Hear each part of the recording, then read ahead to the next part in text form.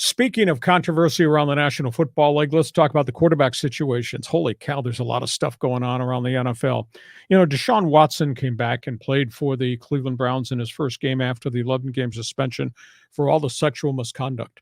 Before the game, he was down on the field after he had done warm-ups, everything. And normally players mingle with coaches on other teams. Hi, how are you, etc.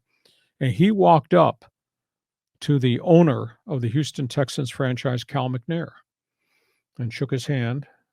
Their partying, I think, was kind of a mixed bag. He turned and wanted to say hello to Hannah McNair, his wife. She turned around and walked away. Oh. Now, Hannah McNair has been very much an advocate, does a lot of charity work in the Houston community on behalf of women who are victims of domestic abuse, rape crisis centers, things like that. She turned in front of everybody, refused to shake his hand, and walked away. Deshaun Watson, public enemy number one, he got booed every time he came on the field with the offense, even though Cleveland beat a really bad Houston Texans team. So this Deshaun Watson story, in all honesty, is not going to go away. Baker Mayfield, Jimmy Garoppolo, out here on the West Coast. Mayfield with the LA Rams asked for his release from the Carolina Panthers when it was apparent he was not going to be played. Went on the waiver wire. The Rams picked him up. They're going to have him for the last 5 to 6 weeks of the regular season. We'll see how he plays. We'll see what Matthew Stafford's health down road is with the bruised spinal column. So Baker Mayfield's going to get an opportunity. The best part about the timing of this is, he gets hired by the Rams. After they play this Thursday night game against the Raiders, they'll have 10 off days. So they got 10 days to really ingrain him in the playbook. So he'll get a pretty decent opportunity to take snaps because I think Matthew Stafford is gone for the year now since he's been placed on IR. Tough setback for the 49ers. I think this changes the whole chemistry of San Francisco. And I know you're a West Coast Bay Area guy and you love the Christian McCaffrey acquisition from Carolina. But they won't be the same offense with Brock Purdy at quarterback. I'm sorry. That kid from Iowa State has looked pretty good in practice and looked pretty good in preseason. But that's not NFL playoff crunch time. And defenses will do things to force him into things that he can't handle. Trust me, I know those coaches. I know what they're doing, looking at all the video.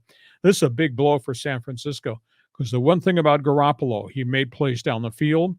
Jimmy did not turn the ball over. His quarterback rating was over 100. I think his career record is 41-19. Now he's got a broken foot. So suddenly San Francisco looks like a really different team.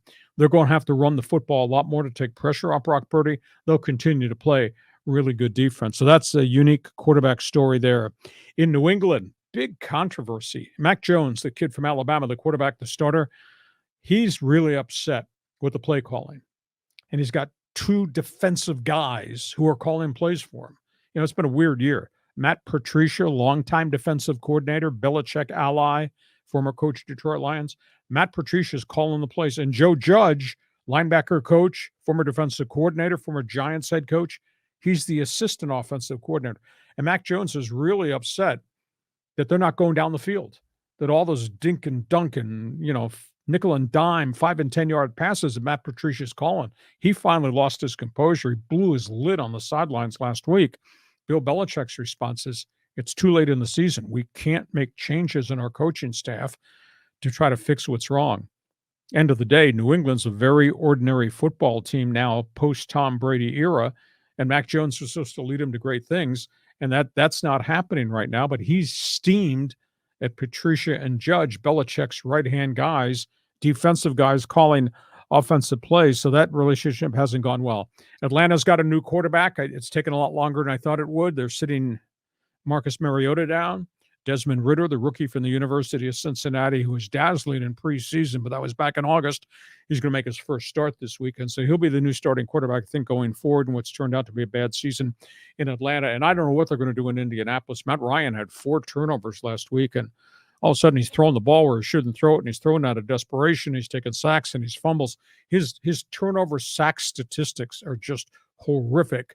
Indianapolis is trying to make a decision, and probably make a decision on Saturday as to whether Matt Ryan stays or they go back to Sam Erlinger, the rookie from Texas who didn't play well. So Ton of controversy and storylines in the NFL. It's your turn to talk about the guys in the pocket. Yeah, well, Matt Ryan was a disaster. I watched some of that game. I mean, Dallas just rolled them. That was unbelievable. But it's interesting, Brock Purdy in San Francisco, Mr. Irrelevant, the last guy picked in the draft, and he's leading the team, but he's the third string guy. So the good news for him is that he's got that great defense in San Francisco. He's got all those weapons around him.